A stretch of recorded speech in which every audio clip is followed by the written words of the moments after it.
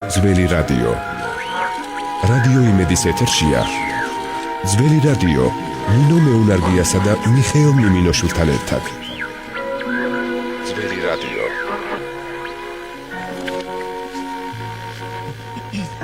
დაგიბრუნდით ძველი რადიო მიშა და ნინო. ყველას მოგესალმებით, ვინც ახლა შემოგვიერთდით. კიდევ ერთხელ დილამშვიდობისა, თუმცა უკვე დღემშვიდობისა. დღემშვიდობისა. არა ჩვეულებრივ სტუმართან ერთად, ფართო საზოგადოება იცნობს, სოფო ერქომაიშვილია. ჩვენი სტუმარი დღეს, მოგესალმებით სოფო, დიდი მადლობა რომ გვეწვით. და რაც შეეხება დაანონსებას, ესე ბევრი ვიფიქრე და მოკლედ ესე მოვიფიქრე, სიმღერა ცხოვრების მთავარი არჩევანი და სიახლის ძიების გზა, უბრალოდ სიახლეების ძიების გზა და მე მგონი ზუსტად სოფო შეეფერება ეს ყველაფერი. მართლა პროფესიონალი ვოკალისტი და არაჩვეულებრივი მანერა შესრულების და აი მოდი თავიდან დავიწყოთ სოფია, როგორ მოხდით, ანუ ბავშვობიდან იწყება ყველაფერი ნამდვილად და თამით უმეტეს ისეთი გვარი წარმომადგენელი გზანდებით, რომ აქ უკვე ბმაც გამოკვეთილია. მოდით დავიწყოთ ბავშვობიდან. ხო, ბროში მოგესალმებით კიდევ ერთხელ და მადლობა რომ დღეს აქ ვარ თქვენთან და ძალიან ბედნიერი ვარ. მინდა გითხრათ. ხო, ჩემი ამბავი ძალიან პატარა ბავშვობიდან იწყება, ჯერ კიდევ ბაღის ასაკიდან. მღეროდი, სულ ვიღინებდი, ესე მეუბნები, ამიტომ მე რა თქმა უნდა გურიაში ხდება ჯერ კიდევ კი. მე ცოტათი რომ წამოვიზარდე, მოხვდი ტაძარში. ყველაზე მნიშვნელოვანი და ჩემთვის არ ვიცი და ყველასთვის ალბათ. და იქ დავიწყე გალობა და რამდენი წლის იყო? ეს იყო 10-12 წლის. ესე იგი გამოკვეთილი იყო უკვე ვოკალური. კი, გამოკვეთილი და დედას მეგობარმა წამიყვანა, იმიტომ რომ ჩვენ იქ გვჭირდებაო სოფოსნაირი ხმაო, გვაკლიაო იქ რაღაც გალობაშიო და აუცილებლად და მე ხა მე ბავშვი ვარ, ხა პატარა წარმოიდგინე, ცოტა ისე არ მაქვს გააზრებული ეს ხოხდებით იქ კიდე სხვა სპეციფიკაა ეს ბავშვური გადასახედიდან ცოტა ის იყო, მაგრამ იმდენად გახდა ეს დღემდე ალბათ ის წყალობა მომყვება და ის ბედნიერი წუთები რაც იმ წლებში გავატარე. და რაც შეეხება ბავშვობას და აი როდესაც პირველად აი ამ რაღაც განცდა უბრალოდ დაგეუფლება და ეს ტაძართან იყო კავშირში და გალობა თქვენ ანუ გალობით დაიწყეთ სიმღერა ეს რა თქმა უნდა არის დაუვიწყარი, თუმცა შემდეგ უკვე მოდის სხვა ეტაპი, ხო? და აი საინტერესოა შემდეგ აი ეს ეტაპი როდის დადგა, როგორ გაგრძელდა თქვენი ზოგადად კომუნიკაცია, მოდი ასე ვთქვათ, უბრალოდ ცხოვრება მუსიკასთან ერთად. ჩამოყალიბდით როგორც პროფესიონალი ვოკალისტი. კი ბატონო, აი დამეხმარა მიშა. და აი პირველი გასვლა სცენაზე აი ეს რო გავიხსენეთ. დიახ, ესე იგი დადგა მე ის მომენტი რომ მე უნდა წამოვსულიყავი თბილისში, დედაქალაქში და გამეგრძელებია ჩემი მოღვაწეობა მუსიკალურად, იმიტომ რომ სხვა ვერც წარმომიდგენია რა უნდა მეკეთებია. ანუ უკვე გადაწყვეტილი ქონდა. ეს უკვე გადაწყვეტილი იყო და ნუ აი ესე მოკლედ ჩამოვედი თბილისში და ვინ თუ არა ბატონი აზორ ერქომაიშვილის ვესტუმრეთ მე და ჩემი და როგორ კარგად მახსოვს ის დღეები და ძალიან თბილად მიგვიღო და მოკლედ ბატონი აზორის ხელმოწერით მოკლედ მოვხდი საესტრადო სასწავლებელში. შოთა მილორავის კი, იმიტომ რომ მოსამზადებელი კურსი იყო მაშინ და პირდაპირ დამსვეს მოსამზადებელ კურსზე და მე იყო მოკლედ გავაგრძელე აქტიურად სწავლა. ნახეთ სოფო ერქომაიშვილი, აზორ ერქომაიშვილის რეკომენდაციით ეხა ნუ. საკუთარ მე მომეწონა თქვენ კადრის მიღმა ბრძანეთ, სანამ ჩვენ სტუდიაში შევიდოდით, რომ თქვენი ვოკალი ძალიან მოეწონა და კი ძალიან სხვათა შორის ხო ვიტყვი აქვე რომ რატო ბიჭი არ ხარო თორე აუცილებლად სოლისტი იქნებოდითო ჩემს გუნდშიო და მე მგონი აზორის შვილიც ეგონა ხო ეგ იყო ცოტა მიდგმა-მოდგმები და ნუ მე რა თქმა უნდა გაიგეს რომ ესე არ იყო და ყველაფერი დაალაგდა ისე როგორც უნდა ყოფილიყო გავაგრძელე მოკლედ სწავლა და პედაგოგი აუცილებლად უნდა გითხრათ ჩემი პირველი პედაგოგი იყო ჯულიეტა მურადელი. დიახ, მერაბ სეფაშვილის დედა, საყვარლესი ადამიანი, ნუ აი არ ვიცი. მახსოვს პირველად რომ მომისმინა, თქვა რომ ეს გოგონა აუცილებლად ჩემთან უნდა იყოს და მართლაც დააბედნიერი ვიყავი, იმიტომ რომ მე მერაბი ძალიან მიყვარდა ბავშვობიდან უსმენდი თავის, ვერასოდეს ვერ წარმომედგინა თუ თავის დედასთან მომიწევდა ესე ახლო და ესეთი მეგობრობა. მნიშვნელოვანია ვის ხელში მოხდება პირველად ხო ბავშვი. თქვენ როცა მღერით რაღაც აი მხოლოდ ხმა ის რაღაც განსხვავებული ტემბრი გაქვთ ეს გასაგებია, მაგრამ თან რაღაცა სცენაზე მოძრაობის მომენტიც არის. ანუ ეს სამსახიობო ესე შესწავლილია. ხო, ეს თავისთავად დაიხვეწა უკვე. ანუ ამასაც გავდიოდით? გავდიოდით, რა თქმა უნდა. იქ გავდიოდით მეტყველებს, ბაჭყალშიც მეტყველების პედაგოგი მყავდა დავით სოკოლოვი. ისე მიყვარდა, ვაიმე ბატონი დავითი. თან გურულად უქცევდი ხოლმე ბატონი. ახლა მაგენი შენ არ გამომივა აქ. დატოვე ახლა მაგენი გურიაში და ახლა ცოტა გადმოერთე. ხო, ძალიან ისე თბილად და კარგად მახსოვს ბატონი დავითი.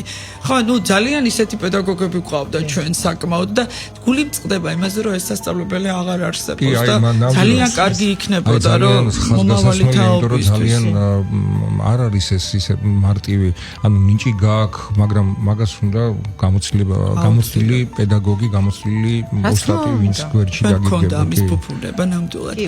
და მერე იყო კონცერტები, რა თქმა უნდა. აი დავიწყოთ ახლა კონცერტები. თუ გახსოვთ პირველი კონცერტი და პირველი ემოცია. ნამდვილად გრიბოედოვის თეატრში იყო და სხვათა შორის ჩვენი მომღერალი ლელა წურწუმი ასეთ ჩვენი სასწავლებელი აქვს დამთავრდა და მაშინ პირველად გავიცანით ლელა ჩვენს 30 წლის იუბილეი იყო და იქ მოვხდით მოკლედ ერთად გამოვედით კოც ეს იმდენად ემოციური პირველი ამხელა სცენა ეს პროჟექტორები აინთო ვიფიქრე სადავა რა მერთო ეხლა რა მაგრამ რა თქმა უნდა ცოცხლად იყო იქ ყველაფერი ფორტეპიано მაშინ ფონოგრამებიც არ იყო კონსერვი ანუ ჩვეულებრივად კონცერტმეისტერი ყავდა და ეს ყველაფერი ცოცხალი შესრულებით და დღემდე მომყვება ეს ცოცხალი ზუსტად გამომუშავებული იმ დროინდელი ეს ყველაფერი რომ დღეს ჩვენ პრობლემა არ არის რომ ცოცხალი შესრულებით საინტერესო თემა შეეხეთ ცოცხალი შესრულება რა თქმა უნდა ეს არის ძალიან მნიშვნელოვანი და კიდე საინტერესო რომ თქვით რომ დღემდე მომყვებაო ნამდვილად ესეა და კარგი კი ბატონო ნამდვილად ასეა თუმცა ხა დღეს ნახეთ გადის დრო იცვლება ეპოქა იცვლება რა თქმა უნდა გემოვნებაც და რა არის ის ყველაზე მნიშვნელოვანი რა არის ის საფუძველი რაც უცვლელია რაც მომღერალი ხართ და ყველა მომღერალს უნდა კონდეს და რითიც დაუშვათ თქვენ მაყურებელთა იქნება და მსმენელთა რაოდენობა დაუშვათ თქვენი თაყვანისმცემელი ხდება აი ის მთავარი ძალიან ბევრი მომღერალია ხო კი ბატონო და არიან მომღერლები ხა ჩვენ ვამბობთ მოგწონს ძალიან მაგრამ დაუშვათ ახალგაზრდები არ უსმენ კი ბატონო ყველამ რო გისმინოთ ცოტა თულია ძალიან მაგრამ მე ჩემი ოქროს წესია ეს რაც არ უნდა ცუდ ხმაზე ვიყო გაცივებული ვიყო ანუ ნუ ხო ვართ ადამიანები ყოველთვის არ ვართ ხო მირჩევნია ვიმღერო ცოცხლად და ეს ცოცხალ ნამღერი ემოცია არ არსებობს რომ არ მივიდეს მსმენელთან გულით ნამღერი იმიტომ რომ ვერაფრით ვერ წარმომიდგენია რომ ესე ნუ ხო ხვდებით არის მომენტები სადაც გვიწევს ისეთი სიტუაცია ეს აუცილებელია მაგრამ იქაც მე არ არსებობს რომ არ ვიბღერო მაინც ზემოდან იმიტომ რომ სხვანაირად არ შემიძლია ერთი სიმღერა კი მაგრამ მთელი კონცერტი მე ხომ ყოველდღიურ რეჟიმში ესე ვარ ჩემი მთელი ცხოვრება 7 საათზე იწყება და 12 საათამდე ხო, ნუ ერთ-ერთ რესტორანში ხარ დავასახელებ სახელს. კი ბატონო. ეს ხდება მთელი, აი, რა ვიცი, მთელი ცხოვრება ესე მოვდივარ. თქვენ ხო წარმოგიდგენიათ ეხლა, ხან ადამიანები ვართ, არა ვართ ხმაზე, ხო? ან გაციება. ეს აბსოლუტურად რო ავდივარ სცენაზე, იქ მთავრდება ჩემი ცუდი ყოფნა, ცუდი ხასიათი, ცუდი იწყება ცოცხალი სიმღერით და მთავრდება ეს. თქვენ კონკურსებში მიგიღიათ ხომ? ძალიან ბევრი. თითქმის ყველაში სხვათა შორის წერან საუბრობდით მამუკა ბატონ მამუკა გლონძე და პირველი მუსიკალური კონკურსში მაშინ მაქვს მიღებული და იქედან მოყოლებული დღემდე არ გავჩერებულ ვარ ბოლო იყო საქართველოს ხმა დაჟე ხო აი ბოლოს ვიძახთი უკვე აღარ დავანებო რა უნდა თავი ამ კომპიუტერო რაღაცნაირად არ მიმართლებდა ისე რომ მაგრამ არ ვნანობ ამას. მაინც ვიღებდი რაღაც გამოცდილებას. რაღაც ხო გამოცდილება ვფიქრობ, იმიტომ რომ უნდა მიიღოს ყველა მაინც. კი სტრესულია, რა თქმა უნდა, მაგრამ მაინც არ ვნანობ, იმიტომ რომ იქ ძალიან ბევრი კარგი ადამიანი გავიცანი. კი. სოფიო, არის რაღაცა გარდამტეხი რაღაცა მომენტი, როდესაც აი თუნდაც აი კონკურსი აღნიშნეთ, კონცერტი აღნიშნეთ, ან ურთიერთობა პედაგოგი, აი თქვენთვის რა იყო? აი ის, როდესაც უკვე აი ის მომენტი, როდესაც უკვე თქვენ გადადგით სერიოზული ნაბიჯი. ხო, სერიოზული ნაბიჯი ხა ყოველთვის ამბობდა ქალბატონი ჯულია, რომ ეს ადამიანი აუცილებლად უნდა იდგეს სცენაზე და მე ყველაფერს გავაკეთე. მართლა ძალიან ბევრ რამეში დამეხმარა და მე ძალიან მადლიერი ვარ, რა თქმა უნდა, კი, ძალიან მადლიერი ვარ და ეს ძალიან მნიშვნელოვანია, როცა შენ სტიმულს გაძლევს შენი პედაგოგი, რომ გეუბნება შენ უნდა იდგეს სცენაზე და მე ყველაფერს ვაკეთებ იმისთვის დღემდე, რომ ფართო საზოგადოებამ გამიცნოს რა ვიცი ვარ, მე მგონი იცვლება რეპერტუარი, რა თქმა უნდა, იცვლება. მე დღემდე ძიებაში ვარ. ძალიან ბევრი სიმღერა მაქვს ჩაწერილი სხვადასხვა კომპოზიტორების, მე მაქვს ნატო თოთიბაძის სიმღერა თეატრალურ კვარტეტთან შესრულებული. და ასე შემდეგ, ნუ მოკლედ და ყოველთვის ვარ ძიებაში და არ არსებობს სადღაც აუცილებლად გამოვა.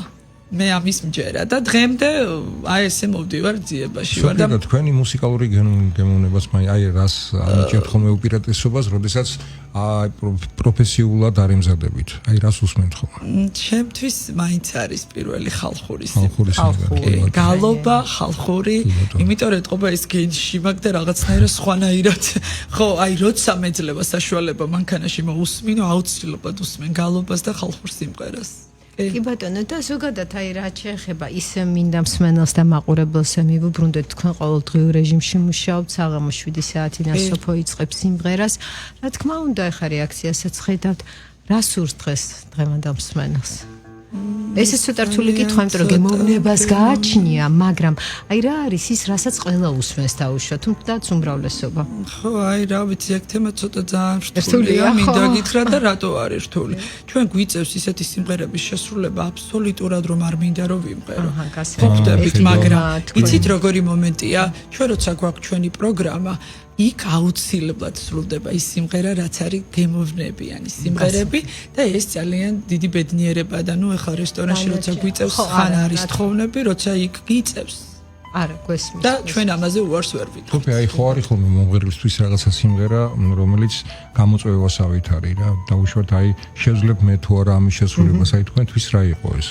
აი და ამ დაძლევით, ამ ბარიერის დაძლევით ბედნიერი რო ხდები, აი თქვენთვის რა იყო ეგ? კი, სხვადასხვის ერთი სიმღერა იყო ლარა ფაბიანის ადაჯიო. ყოველთვის ეს ქალბატონი ძალიან მომწონდა და ჩემი რაღაცას უსმენდი და სულ ფიქრობდი, რომ აი გამომივა და მე მგონია რომ გამომივიდა, იმიტომ რომ როცა ამ სიმღერას ვასრულებ, ნუ არ ვიცი რა ხდება სამსახურში, აი ძალიან ემოციურია, ხშირად არ ვმღერი სხვათა შეხედვით, რომ ძალიან ცოტა ისეთი სამღერის სიმღერაა და თუ გამართულად არ ხარ ხმაზე, ვერ იმღერებ და ვერიდები ხოლმე და მსმენელები სხვათა შორის ეკიდებიან ძალიან ისე ამ ამბავს, რომ იციან რომ ხშირად არ უნდა მოითხოვონ ეს სიმღერა, მაგრამ ამ სიმღერას როცა ვასრულებ, მართლა ძალიან ბედნიერი ვარ, იმიტომ რომ იმხელა ემოცია მოდის მე ადამიანების მხრიდან, რომ ამაზე მეტი ბედნიერება მომღერლისთვის რა არის. თავარი არის მსმენელი, რომ შენი ნამღერით არის ბედნიერი და აპლოდისმენტი ნამდვილად, რაც არ მაკლია, მადლობა უფალს ამისთვის. სოფიო, თქვენ კიდევ გაქვთ ერთი აქტივობა, ანუ რაქვენ ორგანიზაცია ზუსტად. ეს არის ლიდერ ქალთა ორგანიზაცია.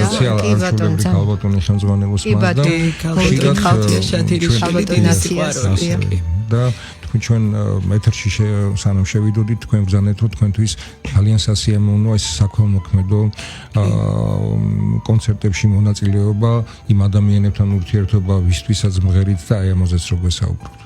ნამდვილად ესეა, იმიტომ რომ მე როცა პირველად მომიწია ამ ადამიანებთან სიმღერა და კონცერტი, მართლა გაუგნებული ვიყავი, ანუ არ ვიცი რა ფილარმონია, არ ვიცი რა შემიცვლის იმ ადამიანებთან სიმღერას და ურთიერთობას. ეს იმხელა ცრემლები და სიმღერა და სიცილით, ყველაფერი ერთად იყო. აი არ ვიცით, ხალხო ამას მართლა ვერ გადმოგცევთ და მე სულ ვითხოვ დამიძახეთ ყოველთვის სადაც იქნება უსასყიდლოდ პირიქით მე მაძლევს კი ალბათონებთან დაწესებულებაში თან კათარზისში ხშირად კი და ახლო მომავალშიც ვიცი რომ არის დაგეგმილი და მე დიდი ბედნიერები და ყოველთვის ველოდები რომ როდის იქნება რომ მე ამ ღონისძიებაში მივიღო მონაწილეობა აი როგორი კარგია ამბავია როდეს ადამიანს ეგეც სურვილია და ფაქტობრივად ეს არის დახმარება მე მაბედნიერებს ნამდვილად მაგრამ მე წარმომიდგენია რომ თქვენი ნამღერი და თქვენი ნახვით აი მარტო ნამღერია ნუ ხაუნიშნე რომ ხო ისინი დედათ ბედნიერები არიან ამით რომ თუ კი რამე შემიძლია მე ნამდვილად ვერ მოვაკლებ ამასობაში უნდა კითხოთ აუცილებლად მოსწავლეებზე ყავთ თუ არა მოსწავლეები ვიცი რომ ხა დრო არ გაქვთ მაგრამ ფიქრობთ თუ არა იმიტომ რომ ძალიან მნიშვნელოვანია ალბათ თვითონ მე უკვე პროფესიონალი მომღერლისთვის რომ თუნდაც თავისი გამოცდილება იქნება თუ თავისი არ ვიცი გზა თუ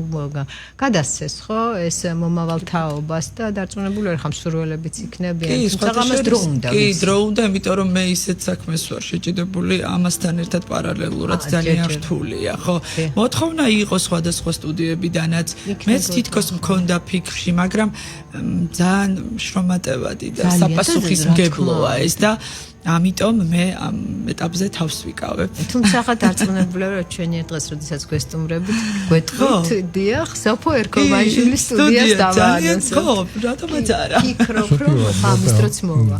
ვიცით რომ ნუ ჩვენ ვიცით მაგრამ მსმენელმა არ იცის რომ სამიშვილის დედა ბრძანებით.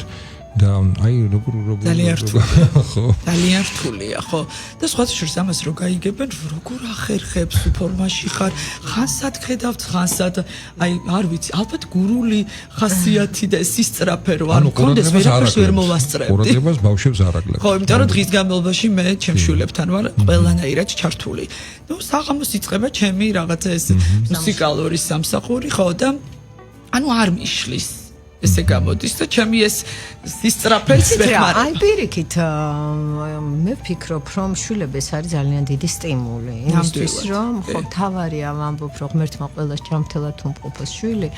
ამ შემთხვევაში სტიმულია რომ ქალი იყოს ფორმაში.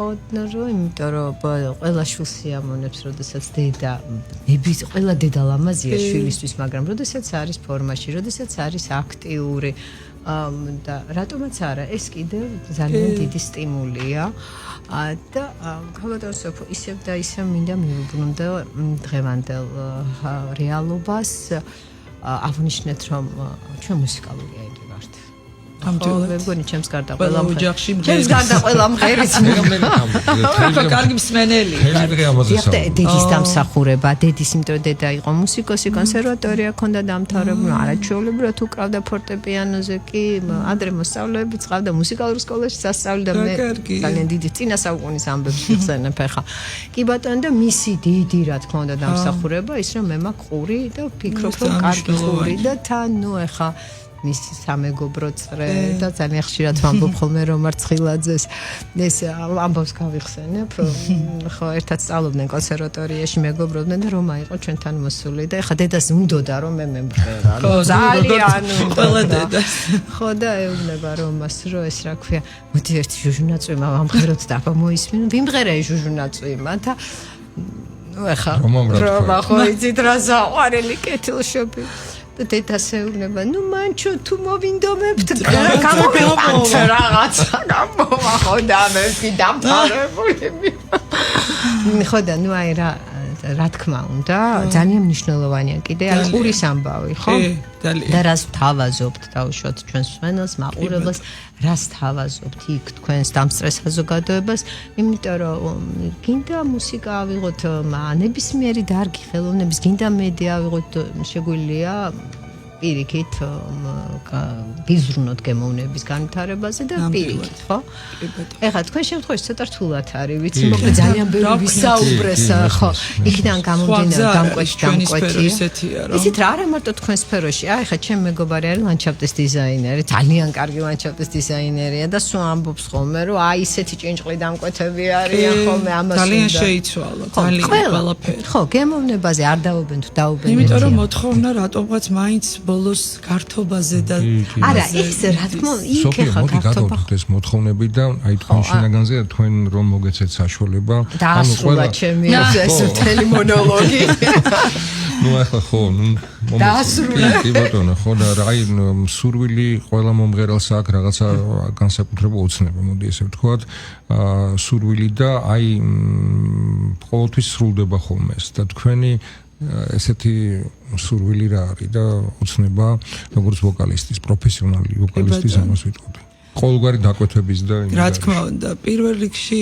ის რომ ძალიან ბევრი სიმღერა ჩავწერო სხვადასხვა კომპოზიტორების ეს ძალიან მნიშვნელოვანია და ჩემი ოცნება ნუ მე ვინც მიცნობს ყველა მიცის რომ ჩემი სოლო კონცერტი მინდა რომ კონტეს ძალიან და შეუძლებელი არაფერი ხო შეუძლებელი არაფერი არ არის ნამდვილად დავარია მონდომება და ალბათ საჭირო დროს საჭირო მოხდება აუცილებლად მე ჯერ გიფიქრეთ რომ საავტორო სიმღერა შეგექმნათ საავტოროსი არა იმიტომ რომ ეს არ არის ჩემი მაშინ სხვანაირად დავსვამ შეკითხვას ანუ თქვენ ყველაზე კომფორტულად რომელ კომპოზიტორთან გზნობთ თავს ანუ ეხლა არ მინდა რომ ცალკე გამეკითხო ცოტა ისეთი თუნდი კითხვა მაგრამ აი ну ყველასთან ვისთანაც თანამშრომლობთ რა თქმა უნდა გაკეთებთ. დაუტოვოთ სოფოს ამბავი თავისთვის, ხო? ხო, ანუ ბევრი არიან, ძალიან მომწონს გალბოდენი ლილიკონებსაძე და ძალიან მინდა რომ მქონდეს მისი სიმღერა ჩემს რეპერტუარში, კი, იმიტომ რომ დიდი სიყვარულით მე მქონდა შეხება ლილიკოსთან და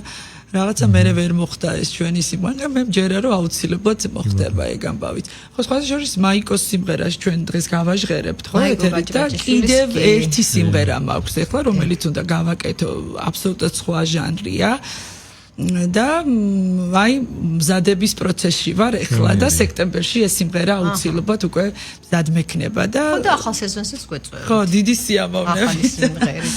ხო, ეს სრულიად განსხვავებული. რაც შეეხება რეპერტუარს, აი არის თუ არა რომელიმე სიმღერა თქვენთვის გამორჩეული, რომელსაც სულ იმღერებთ, ყველგან იმღერებთ, დიდი სიამოვნებით. ხო, აი პატრიოტული მაინც ჩემი იმდენად ჩემი ეს პატრიოტული სიმღერების ქართული აი გამოვყოფ ხა და ვიტყვი ძალიან მიყვარს სიმღერა კახეთო და სხვათა შორის ხა Facebook-ზე ვერ ხშირად არის ხო თუ გადავავლეთ ხა თურქეთში ვიყავით ლიდერ ქალთა საზოგადოების წევრები რაღაც კონფერენცია იყო და ჩავედი და იქ საერთოდ სპონტანურად აი ეს ქუჩაში მოვდივარ დევს ეს შეცქვერდზე და სადაც ჩავდივარ ქვეყნებში ყოველთვის მღერია სიმღერას ხო რაღაცა ესეთი ტრადიციაა და არ ვიცი ამან ისეთი ამბავი ეთყობა ეს თურქეთში რომ ვიმღერეს სიმღერა არ ვიცი რატო მოხდა ეს კარგად იმღერეთ და კარგად ეს უკვე ხალხმა უნდა გადაწყვიტოს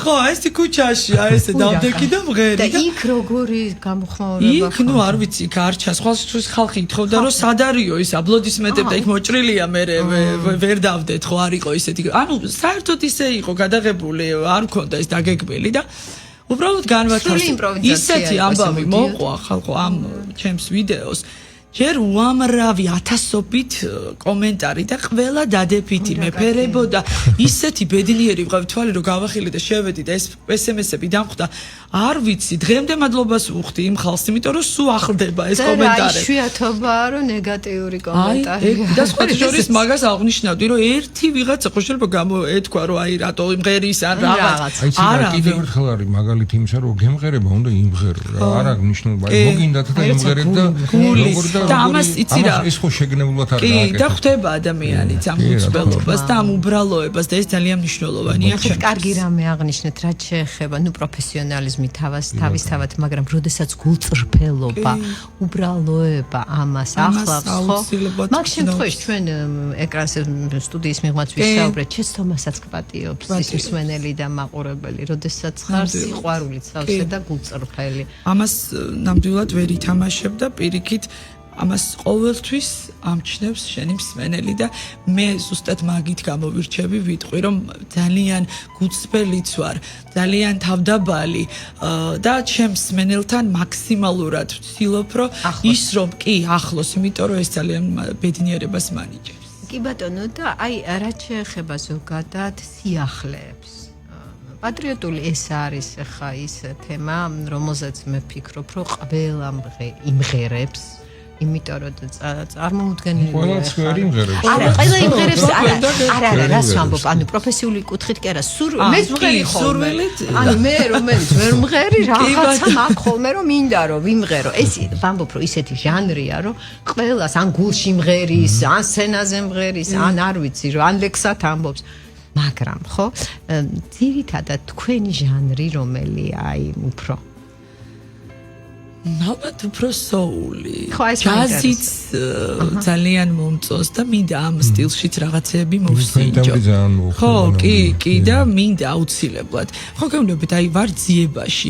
ბევრი რაღაცები მინდა გავაკეთო და ჩავწერო და აი მე მიხვდები ხალხი როგორ მიიღებს, აი ვაკვირდები მე ამ ყველაფერს და მე რა თქმა უნდა, იმიტომ რომ მომღერალი სულ ძიებაში თუ არ ხარ და არ ვითარდები, არ ვიცი, ხო სხვანაირად შემფასებელი. პირველი, რა ვიცი, ჩემი ოჯახის წევრები, რა თქმა უნდა, მეგობრები და პირველი ვინც იყო სამწუხაროდ ის ჩემს გვერდით აღარ არის, ეს არის დედა. ასანანია. ხო. აი სიმღერა რომელიც უნდა გაჟღერდეს თქვენ კადრს მიგმობძანეთ, რომ გარკვეულწილად აი ცოტა მწვანე კი როგორც ეს სიმღერა მოვისმინე და მაიკომ გადმომიგზავნა, ვთქვი რომ ეს სიმღერა უნდა იყოს ჩემი თქო და მართლაც გახდა ჩემი და ეს სიმღერა დედას მიუძღვენი მე. ჩვენ დღევანდელ ეთერს ამ სიმღერით დავასრულებთ, თუმცა მანამდე დრო კიდე გვაქვს და მინდა რომ გავაგრძელოთ საუბარი. რაც შეეხება აი პირველ შემფასებელს ესე ხო და ნუ ოჯახის წევრები ძირითადად ყველა ეს მხატვარი იქნება, ეს თუ პოეტი იქნება, ხშირად გვეუბნებიან რომ ოჯახის წევრია შემფასებელი. რამდენად ახდენს გავლენას თქვენზე აი პირველი შემფასებლის რეაქცია, იმიტომ რომ შეიძლება თქვენ მოგწონთ და უცებ იმ ადამიანს რომელიც თქვენთვის არის ძალიან კომპეტენტური და მისი მოსაზრებაც კომპეტენტური, აღმოჩნდეს რომ გითხოთ მე რაღაცა არ მომწონს. აი მაშინ რა ხდება? არა, სხვა შორის მე ყოველთვის რითი ვიწყებ. აი პირველ რიგში რა არ მოგწონთ? აი ჩავწერე სიმღერა და გადაუგზავნეს ჩემი ახლო მეგობარია, ჩემი დედმამიშვილია, ვთქვათ ოჯახს. იმას კი არ ვეუბნები რა მოგეწონ, რა არ მოგწონს, იმიტომ რომ მე ეს ძალიან მნიშვნელოვანია ჩემთვის, რომ მე ის გამოვასწორო აუცილებლად და ჯანსაღი კრიტიკა ეს აუცილებელია და კი ამ ამბავს განსხვავებას არ გიფუჭებთ? სხვათა შორის არა. მე არ იმიტომ რომ ჯანსაღი კრიტიკა. ხო, აი მე არ მიფუჭებს პირიქით, მირჩევნია რომ აი არ მიყვარს ზოგადად რომ აქებენ, არ ვიცი რამდენად ის არის. ზოგადად ადამიანი უხერხულად. ხო, მე უხერხულ მდგომარეობაში ვარ ამ დროს კი და ყოველთვის ვითხოვ, არა, ნუ მაქებთ, მირჩევნია რაღაცა სხვა კუთხით დაინახოთ, რაღაცეები მითხრათ, მირჩიოთ, ვიდრე ესე, უი რა კარგია. ოღონდ სოფო დოზირებული ყველაფერი კარგია, მინდა გითხრა, ჯექებაც კარგია დოზირებული და რა თქმა უნდა, ჯანსაღი კრიტიკა. სიამოვნებს ახლა როგორ ვიტყვი, რომ არ სიამოვნებს, მაგრამ ხო ხვდებით, რაღაცნაირად ცოტა უხერხულობას მიქმნის. ნუ ეს არის პროფესიონალიზმის კიდევ ერთი დამახასიათებელი თვისება. და პასუხისმგებლობა. ამაზე მინდა ვისაუბროთ, იმიტომ რომ ნახეთ ახლა თქვენ სფეროში უკვე რამდენი ხანი აწლეულები ბავშვობიდან მღერით, ხო? ჩვენ ვართ აგერ მედიაში უკვე ჩვენ ცხოვრების ნახევარი გავატარეთ და ნახევარი ცხოვრების. კი, გავატარეთ კი და აი რაც შეეხება პასუხისმგებლობას, ასაკთან ერთად როგორ ფიქრობთ, პასუხისმგებლობა იზრდება თუ მატულობს თუ უკვე არა მე უკვე პროფესიონალი ვარ და დამთავრებული ამბავია. აი როგორ ფიქრობთ? პირიქით, ჩემ შემთხვევაში უფრო მეტად დაკვირვებული, მეტად პასუხისმგებლიანი და რა ვიცი, სხვანაირად, რა ვიცი, რანაირად შეიძლება ვთქვა, რომ ეხლა მე უკვე მივაღწიე და ეგეთი რამე არა. კი ბატონო, და სწორედ ეგეთ ახლა პროფესიონალიზმი არის ის, როგორც თქვენ თქვით, რომ ძიება, განვითარება. კი ბატონო. არასდროს არ ვარ კმაყოფილი, ყოველთვის კრიტიკული თვალით ვუყურებ, რა ვქნა, ესეთი ვარ ახლა, კარგია თუ ცუდია, ესეა. ზომიერი ყველაფერი კარგია, კრიტიკას, თვითკრიტიკაც რა თქმა უნდა რა და ჯანსაღი კრიტიკა, ჩვილების დამოკიდებულება, მაინტერესებს თქვენ შემოქმედებასთან, ჩვენ ახალგაზრდა თაობაზეც უნდა ვისაუბროთ, იმიტომ რომ ნებისმიერ ამბავში პირველი სამიზნე ჯგუფი არიან ახალგაზრდები. ჩვენთვის ყოველ შემთხვევაში ხა ძველგაზრდები ნუ გვიწყენთ, მაგრამ ასეა მე მგონი მიშა რა სიტყვა. ძველი რადიო კი ქვია ჩვენ გადაცემას, მაგრამ ძალიან მნიშვნელოვანია ახალგაზრდები. ძალიან მნიშვნელოვანია, სხვათა შორის ჩემი პატარა გოგო ანას აქვს ნიჭი, სმენა ძალიან კარგი და ძალიან მიხარია 4 წლის არის. და ისეთი ბედნიერი ვარ, რომ ეს ნიჭი აღმოაჩნდა და სხვათა შორის ვაპირებთ აუცილებლად ნუ კრიკაპანაძის სტუდიაში მინდა მივიყვანოთ ანა აუცილებლად სექტემბრიდან და ძალიან ბედნიერი ვარ მოკლედ ამით. ბიჭებს რა შეიძლება? ბიჭები სხვა შორის უფროს ანდრიას იდეალური სმენა აქვს მღერის კიდეც, მაგრამ არ უნდა, იმიტომ რომ ფეხბურთი არის მისთვის ყველაფერი და ამიტომ მე ვერაფრით ვერ დავაძალებ. ნამდვილად ახლა შეიძლება იმღერო ეს ხო თავისთვის ყოველთვის იმღერო. კი, ხო. მე ჩემთვის გულში სულგული. ხოჩეს მიშა არის მელომანი და ყურია არაჩვეულებრივი და მღერის კიდევა ძალიან კარგი. არა, როგორ არა, ნუ სცენაზე არა, მაგრამ თავისთვის. კი ბატონო. სოფიო, აი სამომავლოდ რას გეგმავთ აი ესეთი აი თქვენ საზღვარგარეთაც ხშირად აი ჩემი სამომავლო და ეს აუცილებლად უნდა გითხრათ რომ ვაპირებ იტალიაში ჩასვლას მე არ ვიყავი ერთხელ ამ მხარეში ტრიესტეში შევხვდი იქ ემიგრანტებს წლების განმავლობაში რომლებიც ისინი არ ყოფილან საქართველოში და ესეთი მონატრებულები ამ ქართულ სიმღერას ამ ოლხენას ყველაფერს და მოკლედ ისეთი ბედნიერი წუთები გავატარე მათთან ერთად და ეს რომ ისე ვარ განვანმეოროთ არაფრით არ შეიძლება და მელოდებიან მოკლედ ის ადამიანები მე და არაერთ მხარეში კი და ძალიან დიდი სიყვარულით მინდა რომ მოვეფეროთ ჩვენს ემიგრანტებს იმიტომ რომ გითხეთ ჩვენგან რომ აუცილებლად მათ ძალიან სჭირდებათ ეს ოკეი ჩვენი საერთოდ დრონენილა უკვე დასასრულს უახლოვდება და ახლა კიდევ ერთხელ იმ სიმღერას დაუბრუნდით რომელიც ახლა გაჟღერდება დიახ ეს არის დიახ ეს არის მაიკო კაჭკაჭიშვილის ტექსტზე და რა თქმა უნდა მას ეკუთვნის თავიდან ბოლომდე ეს სიმღერა და რა ვიცი დედას მიუძღვენი დიდი სიყვარულით და მე ვიცი რომ ყოველთვის ჩემს გვერდით არის და მფარველობს და ყველაზე მნიშვნელოვანი ადამიანია ჩემ ცხოვრებაში იმიტომ რომ ის იყო ადამიანი რომელსაც ყველაზე მეტად უხაროდა და ბედნიერი იყო იმით რომ მე სადმე დამინახავდა და მოკლედ ვაგრძელებთ აუცილებლად მის დანაპარებს ძალიან დიდი მადლობა გისურვებთ წარმატებებს და სიახლეებით გელოდებით ამ სიმღერით დავასრულებთ სოფო ერქომაიშვილი იყო ჩვენთან მადლობა მადლობა